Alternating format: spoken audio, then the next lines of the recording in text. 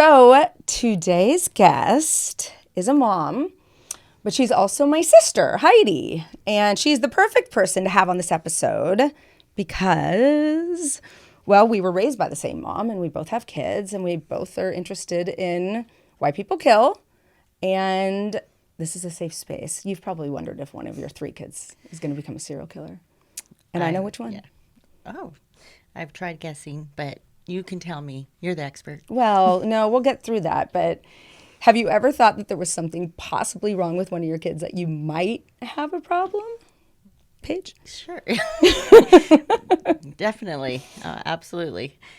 I didn't in the beginning, but as she aged, I do question what her future will look like. Well, she just doesn't like, the others are so emotional and she's just kind of like, I wouldn't give a shit. So growing up with me, did you ever think I could turn into a serial killer?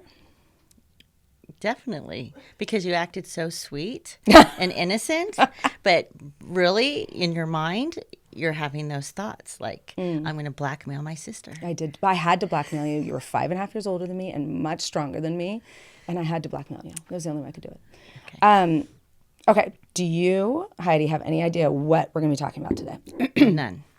No idea. We're talking about infamous spree killer Andrew Cunanan.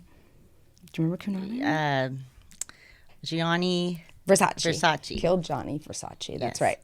We're about to find out a lot more about him, more than you probably ever wanted to know. So just prior to his crimes, 27-year-old Cunanan had been living in San Diego under the name Andrew De Silva.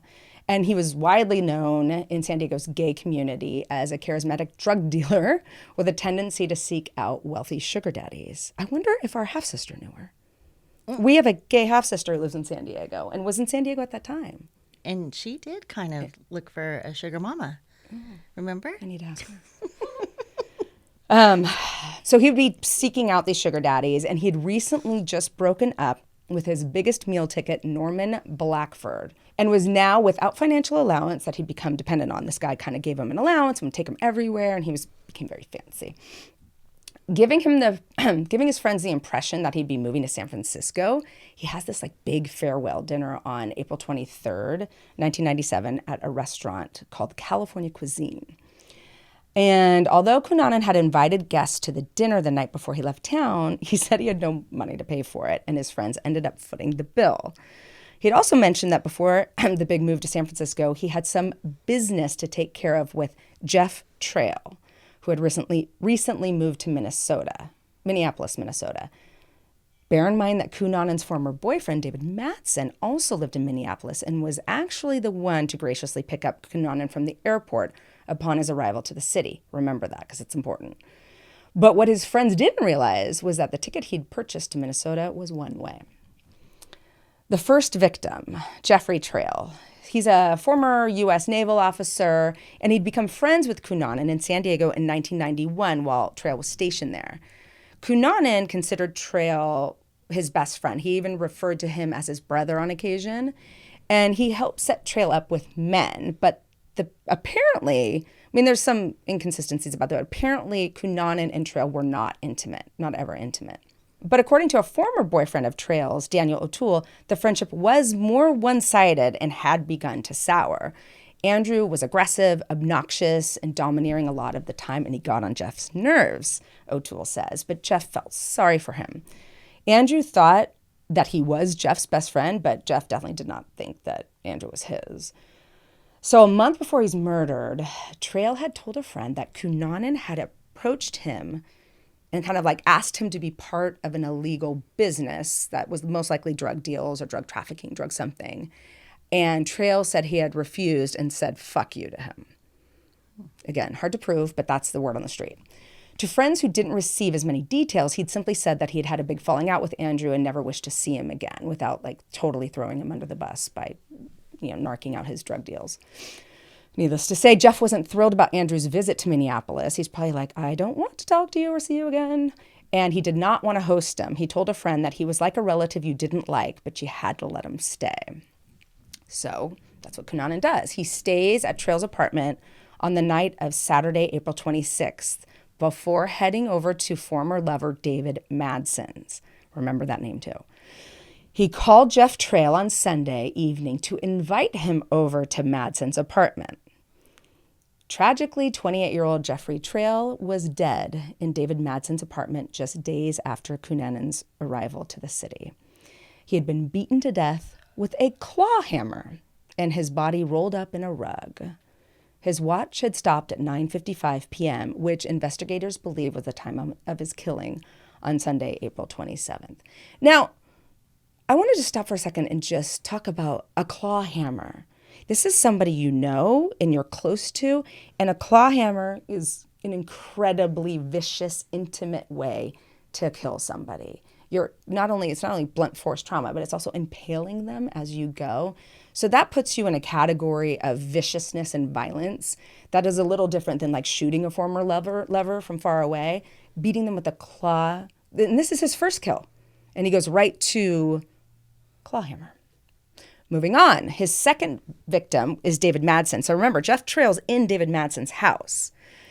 Madsen is this rising architect and the great unrequited love of Andrew Cunanan's life. They did date, and this was his love of his life. And they'd broken up in the spring of 1996, but Cunanan still kept Madsen's picture taped to his refrigerator door.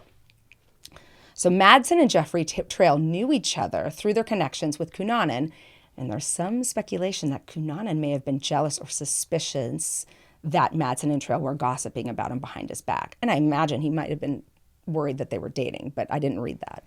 I'm not supposed to interject at all. You can. Yeah. Oh. Yeah, totally. Okay. All right. Ask me questions. Be like, wait, I'm confused. Or like, yeah. wait, that's Okay. definitely talk.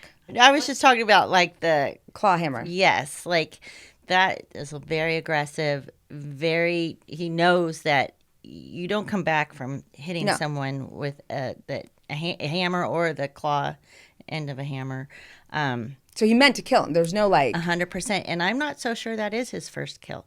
Maybe he killed an animal. Maybe it was plot sick like that. thickens. Yeah, because who goes from zero to such an aggressive act? good point. I hadn't thought of that. Maybe there are other dead people. And to be honest, that's not totally out of the realm of possibility because it's only Versace that people associate with Andrew Cunanan. The other victims are just kind of I had no ignored. clue.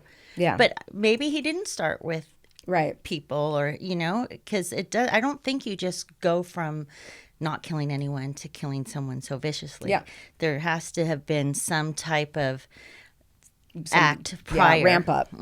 Well, that's part of why this thing gets so confusing because we can't find any, but we'll get into that. Cunanan and Madsen had met in September of 1995 in San Francisco, and when they were dating, the relationship had been long distance because remember, Madsen's living in Minnesota at the time. And Madsen indulged Cunanan's S&M fantasies and was wooed by Cunanan's gifts and visits to fancy hotels. So they had a thing. But Madsen had begun to distance himself from Cunanan due to his tendency to often disappear and be non-responsive. And this was likely due to the fact that Cunanan was living in La Jolla with his sugar daddy, Norman. Remember, that's how he funded all of this. So he's living in La Jolla, so he probably has to disappear a little bit, when he sees Madsen when he's visiting or when Madsen's visiting, but he kind of affords him that separation where he can be a little sneaky. In their interactions after Madsen had moved on, he found himself batting down Cunanan's sexual advances. Cunanan confided in his friends that he felt rejected by Madsen. So as I mentioned, it was Madsen who picked up Andrew from the airport like a class act, but that doesn't mean he was excited about his visit. According to his friends, he was actually really apprehensive, but he's like a super sweet guy, and that's the kind of guy he is, and he's going to pick him up at the airport even if he doesn't want to. His friends say he was the type of person who wanted to save people, and he liked the underdog. And David was kind of drawn to people who needed him. And that's what his former coworker, Kathy Compton, said. He just had seen the movie Jerry Maguire, and he said, Jerry Maguire reminds me of me so much, always trying to make things okay. We know a few like that.